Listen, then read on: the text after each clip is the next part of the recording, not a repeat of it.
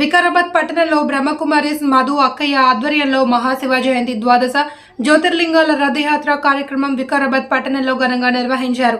ఓం శాంతి భవనం నుండి మల్లికార్జున దేవాలయం వరకు రథయాత్ర నిర్వహించగా ఈ వేడుకల్లో తెలంగాణ రాష్ట్ర స్పీకర్ గడ్డం ప్రసాద్ కుమార్ ముఖ్య అతిథిగా హాజరయ్యారు.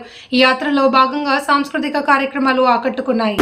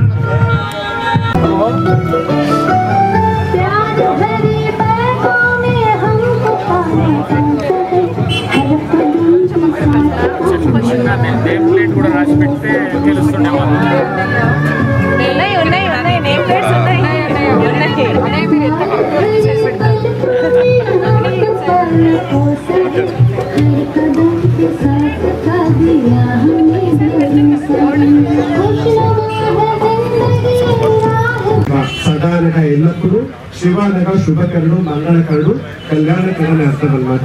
కానీ పరమాత్మ యొక్క పరంజ్యోతి స్వరూపంలో మనందరం కూడా ఆత్మలం అనమాట. ఆత్మ కూడా చైతన్య జ్యోతి రూపంలో ఉంటుంది అనమాట. ఆ తండ్రి యొక్క జ్యోతి స్వరూపంలో ఆత్మ కూడా జ్యోతి స్వరూపం అనమాట. కానీ ఆ తండ్రికి మనకుంటే తేడా ఏంటంటే పరమాత్మని అజన్మ, అభోక్త, అవ్యక్త, అశరీరి అంటారు అనమాట.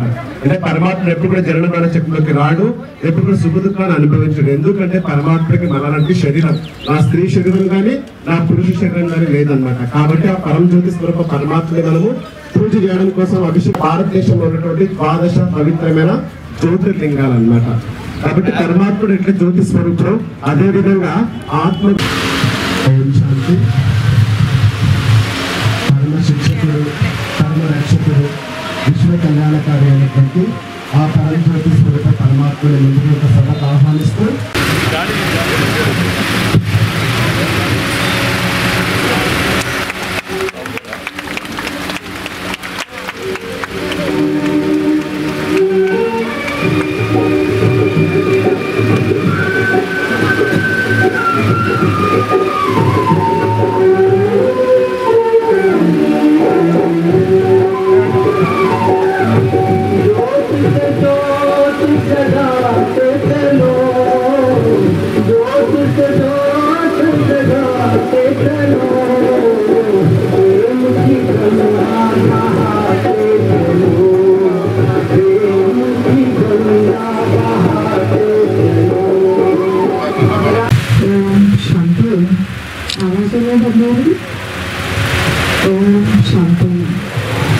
శాంతి.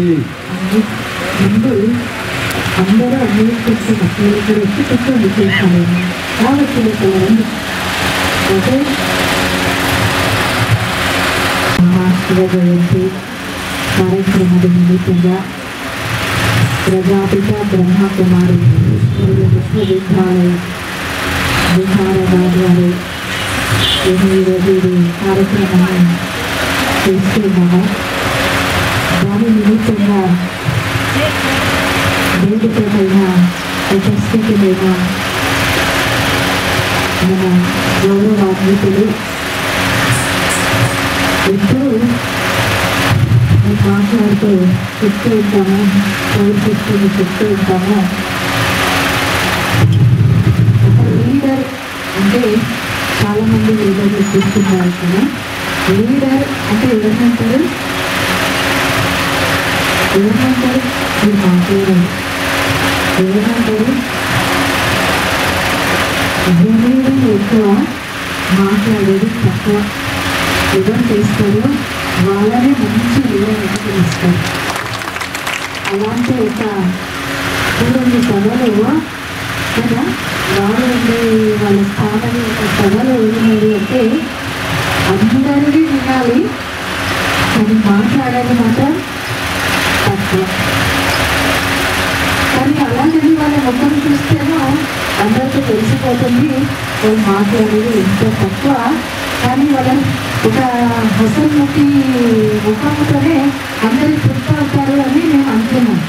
ఎందుకంటే చాలాసార్లు అన్నయ్య దగ్గర నేను వెళ్ళినాను, అప్పుడు చూస్తున్నాను వచ్చిన వాళ్ళందరూ ఖుషిగా అయిపోతుంది. అలాంటి సరువులకు తాను సంతోషంతో ఉంటూ ఇతరులకు సంతోషంగా ఇచ్చే అన్నయ్య ఈరోజు మన మధ్యలో ఉన్నారు. అన్నయ్యకు చాలా చాలా స్వాగతం చేస్తూ అదేవిధంగా వేదిక పైన ఈరోజు మంజులక్కయ్య ఎప్పుడు మన ఒక్క సంకల్ప పరమాత్మలు వస్తే హాజీ అనేవాళ్ళు, అదేవిధంగా విశ్వనాయక్ అనేవాళ్ళు, అదేవిధంగా ఇంకా స్వాతి అక్కయ్య వచ్చేవాళ్ళు అన్నయ్య ఈరోజు వచ్చింది. గోపాలన్నయ్య క్లాస్ చేస్తారు. వేదిక పైన ఉంది షరీఫ్ అన్నయ్య, అన్నయ్య జాఫర్ అన్నయ్య, అన్నయ్య బైపాలయ్య అన్నయ్య, అన్నయ్య వాళ్ళు చూస్తాము. అదేవిధంగా అన్నయ్య సుధాకర్ రెడ్డి అన్నయ్య వేదిక పైన ఉంది. అందరికీ ఒకసారి నమస్కారంగా చెప్తూ ప్రజాపిత బ్రహ్మకుమారి ఈశ్వరుని విశ్వవిద్యాలయము అంటే ఇది ఒక స్కూల్, ఇది ఒక విద్యా సంస్థ, ఇది సన్యాసత్వది మార్గం కాదు. చాలా మంది అనుకుంటారు మన డ్రెస్ చూసి ఈ డ్రెస్ ఒక పవిత్రత నిషాని, ఈ డ్రెస్ ఒక శాంతి ఒక నిషాని, ఇది సన్యాసత్వమే ఒక లక్షణము కాదు. మీరు ఇప్పుడు స్టేజ్ పైన చూస్తుండొచ్చు, దాసరమైన బయట వేసుకుంటూ, సుధాకరమైన బయట వేసుకుంటూ, కిషన్ నాయకమైన బయట వేసుకుంటూ, గోపాలమైన బయట వేస్తుంది, సభలను చాలా మంది బయట వేస్తుంది. సన్యాసిగా అవునా కాదు. అంటే మనము ఈ ప్రపంచంలో ఉంటూ ఎలా ఉండాలి అంటే కమల పుష్ప సమానంగా ఉండాలి. ఆ కమల పుష్పము నేను మంచి ప్రేమతో తీసుకొచ్చి ఇంత పెంచుతానంటే కాదది. అది ఉండేదే గుండెలో, కానీ గురువు యొక్క పుష్ప కానీ తనకు అందుకోకుండా గురువు నుండి బయట వచ్చేసి ఉంటుంది. కానీ ఎంత గౌరవిస్తాము, కమల నయన అంటాము, కమల పద్మ అంటాము, దాన్ని ఎంత గౌరవిస్తాము, ఎంత పూజిస్తాము. అలాంటి ఒక శ్రేష్టమైన స్థానంలో భగవంతుడు ఈరోజు ఈశ్వరి విశ్వవిద్యాలయంలో ఈ బ్రహ్మకుమారి ఒక సంస్థను స్థాపన చేసి 8 years అయినాయి. నాకు కొంచెం తెలుగు ప్రాబ్లం కావచ్చు, మధురమైన భగవంతుడు పిలుస్తాము. ఏ తల్లి తండ్రి కదా, త్వమేవ మాతశ్చ పితా త్వమేవ బంధుశ్చ సఖా సఖా భగవంతుడు, సాటి భగవంతుడు, ప్రతి ఒక్క రూపంలో భగవంతుడు మన జగన్లో ప్రతి క్షణంలో ఉన్నారు. చాలా మంది అడుగుతూ ఉంటారు, మీరు అన్ని దగ్గర అడుగుతారా, అందరి దగ్గర ఇలా తీసుకుంటారా? అంటే ఈరోజు అందరికీ సమాధానం చెప్తున్నాము, ఎక్కడ చెందలేదు. కేవలం బ్రహ్మకుమారి ఈశ్వరి విశ్వవిద్యాలయం పైన ప్రేమ గౌరవం తెలిసిన వాళ్ళ ద్వారా సేవ నడుస్తుంది. ఒక బంగార బాక్స్ అని పెట్టినాము, అది ఒక బ్యాంక్ అని. దాని ద్వారా పరమాత్మలకు చుట్టారు. ఒకటి ఇస్తే ఎంత ఇస్తారు? 16 రెట్లు భగవంతుడు వాపస్ ఇస్తారు. అది ఎప్పుడు ఇస్తారు? మనం ఇస్తే. అది కేవలం ధనము మాత్రమే కాకుండా మన తనువు భగవంతుని సేవలు కావాలి, మన మనసు భగవంతుని సేవలు ఉండాలి, మన ధనము భగవంతుని సేవలు ఉండాలి. అందుకే చెప్పారు, జహా హమారా మన్ హోగా వహా హమారా తన్ హోగా. కేవలం ఈ 2 శబ్దాలు కాదు, దీని జతలో మనకి ఇంకొక సంకల్పం వస్తుంది, వహా హమారా ధనుడి హోగా. ఎక్కడ మనసు పోతుందో అక్కడ శరీరంలో పోతుంది, అక్కడ ధనంలో వెళ్ళిపోతుంది. అందుకే ఈరోజు చూడండి, మనసు నెగటివ్, అందుకే తను నెగటివ్ అయిపోతే తాగడం, తినడం. ఈశ్వరీయ విశ్వవిద్యాలయంలో 1,00,000 కన్నా ఎక్కువ సోదరులు, కుమారులు, యూత్స్ ఉన్నారు. గుట్కా లేదు, బీడీ లేదు, సిగరెట్ లేదు, తమాకు లేదు, ఏ చెడు అలవాటు లేదు. వాళ్ళంతా వాళ్ళే చేసుకుంటున్నారు. దానిలో ఉదాహరణగా మనం ఈరోజు అక్కయ్య నాగభూత అక్కయ్య గారు న్యూ రిటర్న్ ఇన్స్టిట్యూట్ వికారాబాద్ అన్నమాట. అక్కయ్య వీళ్ళందరికీ గురువు అన్నమాట. చాలా స్పష్టంగా ఉదయం నుంచి ఎంతో వెయిట్ చేసి అందరినీ తమ గుర్తులతో అభినందించేందుకు మా యొక్క ప్రజాపిత బ్రహ్మకుమారి ఈశ్వరి. ఈ సంస్థతోని మాకు అనుబంధం చాలా ఉంది. మధువక్కయ్య గారు వచ్చినకైతే ఇంకా చాలా. ఈ కార్యక్రమానికి ఈరోజు మహాశివరాత్రి సందర్భంగా ఏర్పాటు చేసిన ఈ కార్యక్రమానికి ముఖ్య అతిథి మన అందరి అన్న నేత శాసనసభ స్పీకర్ అన్న ప్రసాద్ కుమార్ గారు ఈ కార్యక్రమానికి ముఖ్య అతిథిగా వచ్చేసినందుకు వారికి ప్రత్యేకంగా ధన్యవాదాలు తెలియజేస్తున్నాం. మరి పెద్దలు కిషన్ నాయక్ గారు కూడా నమస్కారాలు తెలియజేస్తూ మహాశివరాత్రి అడ్వాన్స్ హ్యాపీ మహాశివరాత్రి. ఈ సంస్థ గురించి అందరూ కూడా చాలా బాగా చెప్తుండ్రు. అంటే ఈ రోజు రేపు ఎట్లయిందంటే మెకానికల్ లైఫ్, అంటే పూరంతా కమర్షియల్ అయిపోయింది అనమాట. ఒకరికొకరు టైం ఇచ్చుకోలేని పరిస్థితి, ఒకరికొకరు కాదు మన కోసం కూడా మనం కూడా టైం ఇచ్చుకోలేని పరిస్థితి. ఎట్లా అయిపోయిందంటే అసలు టెన్షన్స్, పదలు, జలస్ అన్నీ ఇలాంటి వాటిలల్లో ఒక సనాతన ధర్మం, ఒక మంచి అనేది సర్క్యులేట్ చేయాలి అంటే ఇలాంటి ఇన్స్టిట్యూషన్స్ అవసరం అయితే చాలా ఉంది. ఇందాక అక్కడ చెప్తూ ఒకటి చెప్పింది, మనం ఏదైతే పంచుతామో దానికి భగవంతుడు మనకి 10 రెట్లు ఎక్కువ ఇస్తాడు. చాలా బాగా అనిపించింది నాకు. ఎందుకంటే మనం మంచి పంచుతామనుకోండి, మనకు మళ్ళీ రిటర్న్ గిఫ్ట్ మనకి మంచిగా వస్తుంది. ద్వేషం, అసూయ అవి వంచినామనుకోండి, అవే మళ్ళీ రిటర్న్ గిఫ్ట్ వస్తాయి. కొన్ని రోజులు హార్డ్ టైం ఉంటుండొచ్చు, కానీ తర్వాత మంచి మనిషికి జరిగేది మాత్రం మంచి. ఇందాక మైపాలన్న చెప్తే ఏమన్నారంటే 1.5 hour అన్న పూజ చేస్తాడు అని చెప్పింది. సరే, పూజ దేనికోసం చేస్తారు? తన కోసం చేయరు, అంత మంచి జరగాలి అని చేస్తారు. మళ్ళీ మంచి జరిగిందా లేదా? 10 సంవత్సరాల తర్వాత ఇప్పుడు మళ్ళీ అన్న ఎమ్మెల్యే అయ్యి ఏకంగా స్పీకరే అయ్యిండ్రు. మరి సీఎం తర్వాత స్పీకర్ పోస్ట్ మన జిల్లా నుంచి మన ఎమ్మెల్యేకి అంత మంచి పోస్ట్ అవ్వడం మనందరికీ అదృష్టమే కదా. అంటే ఒక మంచి మనిషికి దక్కాల్సిన గౌరవం దక్కింది పోస్ట్ అనేది. అందరికీ చాలా మంది 119 ఎమ్మెల్యేలు ఉన్నారు, మరి అందరికీ రాలే పోస్ట్. ఎందుకు వచ్చింది? అందరికీ అందం మంచితనం అనేది అది వచ్చింది. సో ఇది ఇలాంటివి మాత్రం చాలా మంచిగా అనిపిస్తుంది నాకు.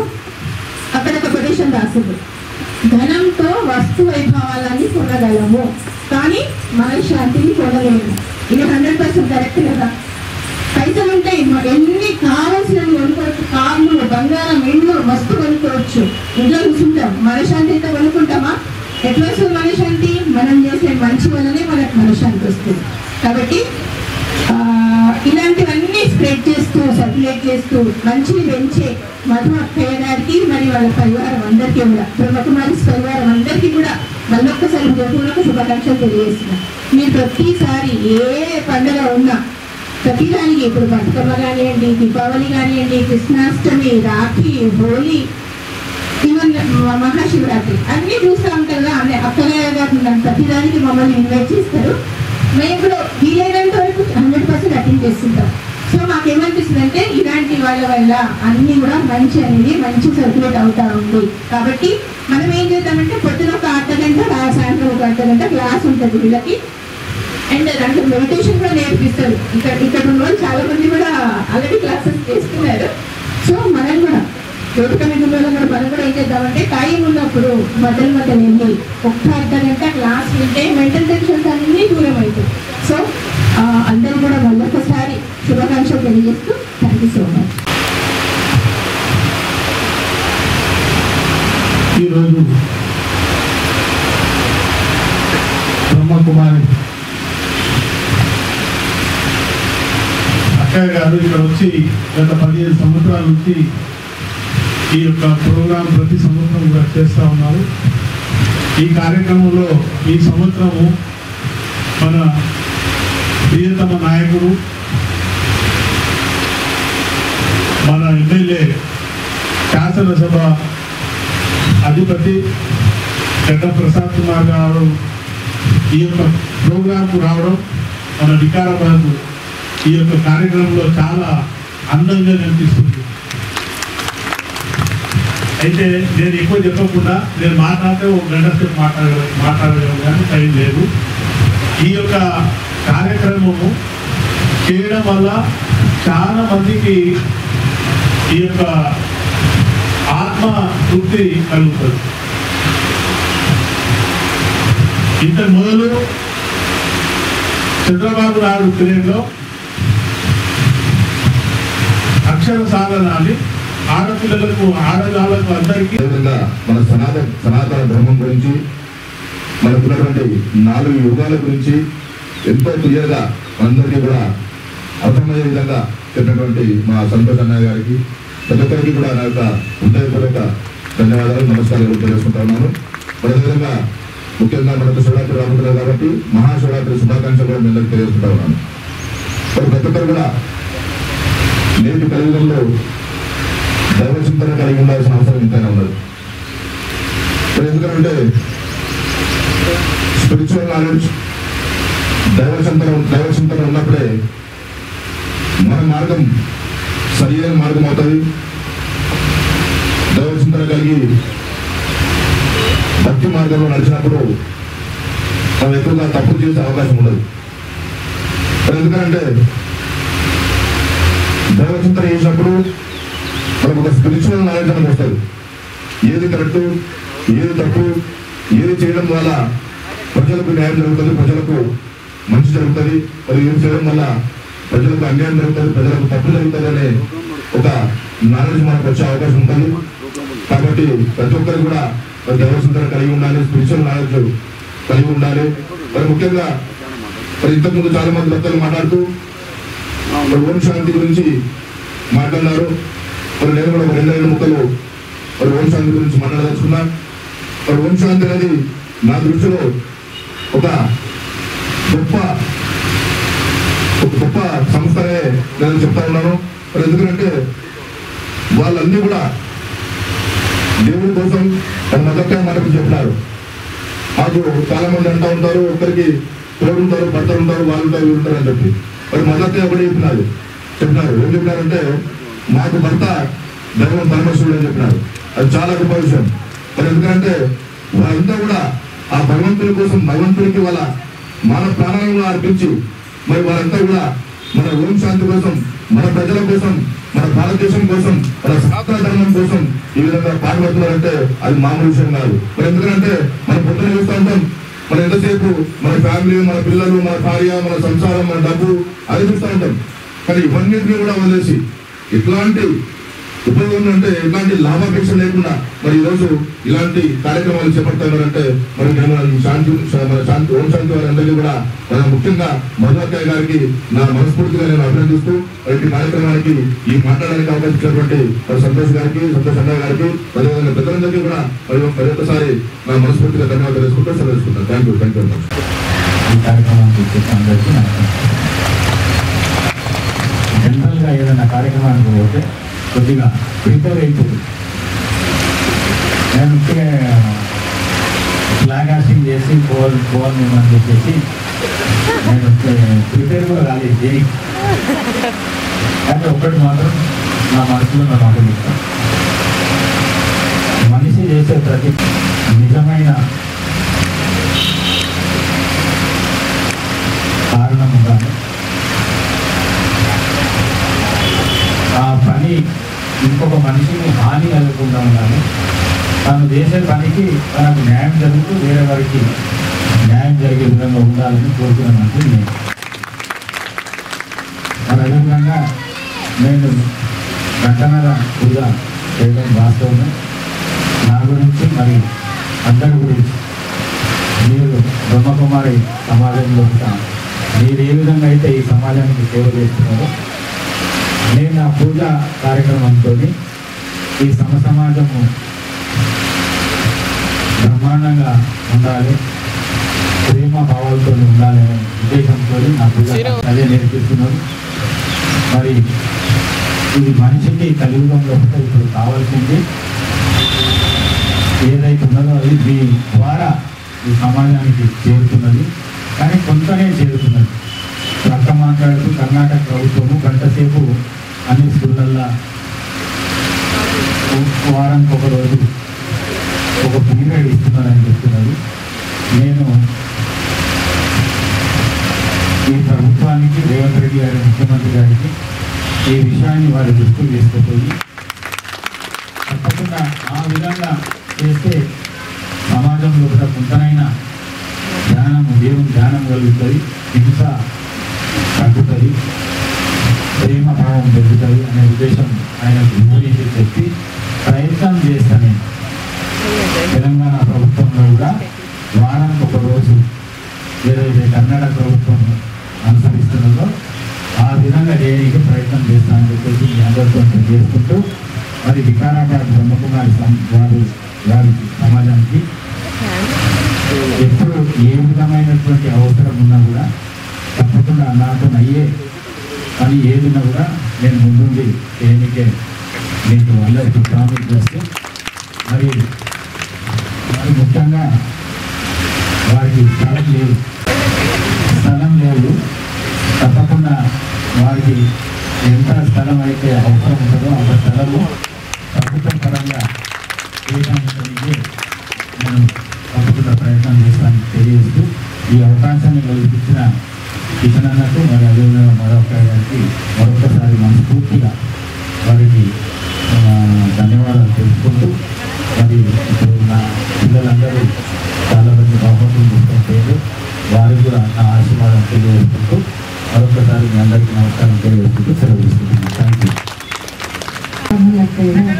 అమ్మ ఆశ్రమంలోనే ఉంటారు. స్కూల్ టీచర్ ఇక్కడ ఉన్నారు. School teacher 3 years